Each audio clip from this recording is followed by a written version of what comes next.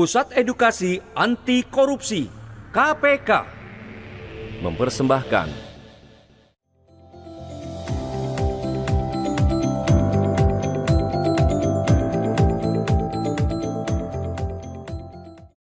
Semangat pagi! Pagi, pagi, pagi. Strategi pemberantasan korupsi dan rencana aksi berantas korupsi.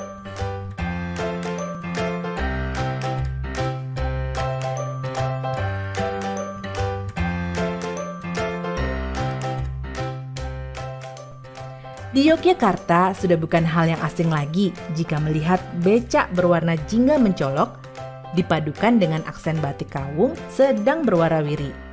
Akan tetapi yang lebih menarik perhatian adalah tulisan yang terdapat tepat di bawah aksen batik kawung tadi. Becak-becak itu bertuliskan, bebas kolusi dan korupsi, korupsi sengsarakan rakyat, dan sebagainya.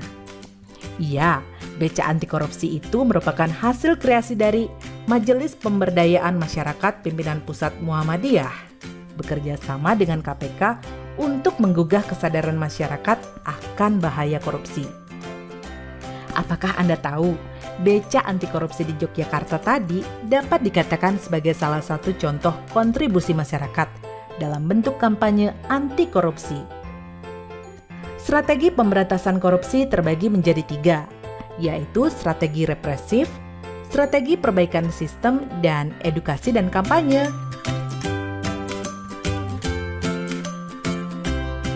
Kira-kira apa yang dimaksud dengan strategi represif? Melalui strategi represif, KPK menyeret koruptor ke meja hijau, membacakan tuntutan, serta menghadirkan saksi-saksi dan alat bukti yang menguatkan. Tahapan yang dilakukan dalam strategi represif dimulai dari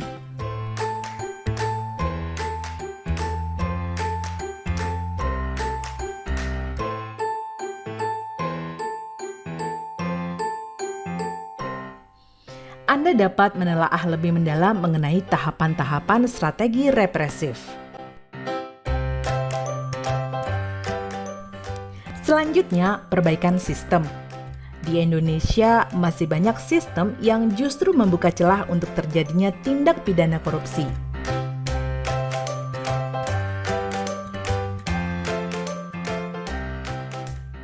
Tentu saja, sistem yang rumit harus diperbaiki. Karena sistem yang baik bisa meminimalisasi terjadinya tindak pidana korupsi. Misalnya, melalui pelayanan publik yang serba online dan sistem pengawasan terintegrasi. Terakhir, edukasi dan kampanye. Salah satu hal yang penting dalam pemberantasan korupsi adalah kesamaan pemahaman mengenai tindak pidana korupsi itu sendiri. Contoh yang paling sering kita lihat adalah pandangan pemberian uang terima kasih kepada aparat pelayanan publik yang dianggap sebagai hal yang wajar. Maka dari itu, edukasi dan kampanye merupakan hal yang sangat penting untuk dilakukan sebagai bagian dari pencegahan. Edukasi dan kampanye memiliki peran strategis dalam pemberantasan korupsi. Dengan demikian, seluruh masyarakat Indonesia dapat ikut turut serta beraksi dalam memberantas korupsi. Korupsi tidak dapat dibiarkan lagi. Sudah saatnya kita beraksi memberantas korupsi. Masih banyak masyarakat yang belum tahu bahwa pemberantasan korupsi merupakan hal yang sangat sederhana. Kita semua dapat beraksi dengan memilih salah satu peran dalam strategi pemberantasan korupsi. Masyarakat dapat memilih peran dalam strategi represif dengan cara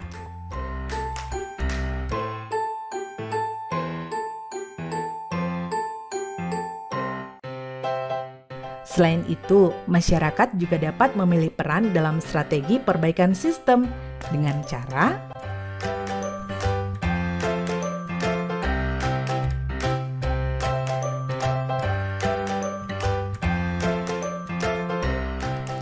bukan hanya masyarakat saja yang dapat berperan dalam strategi perbaikan sistem dengan cara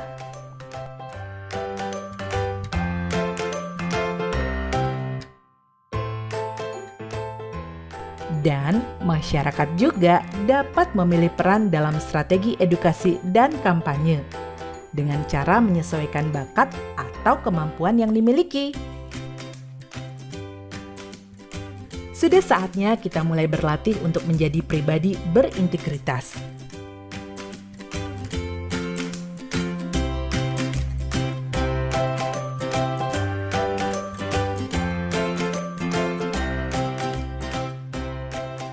Kira-kira bagaimana cara agar kita dapat menjadi pribadi yang berintegritas?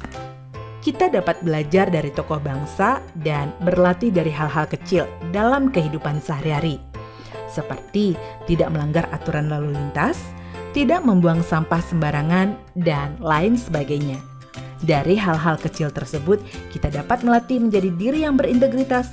Karena bagaimana mungkin bisa memberantas korupsi jika kita tidak bisa mengatasi keinginan untuk melakukan pelanggaran kecil seperti itu? Setelah mempelajari modul ini, Anda akan lebih peduli, berani, semakin disiplin, dan memiliki rasa tanggung jawab terhadap kesejahteraan di Indonesia.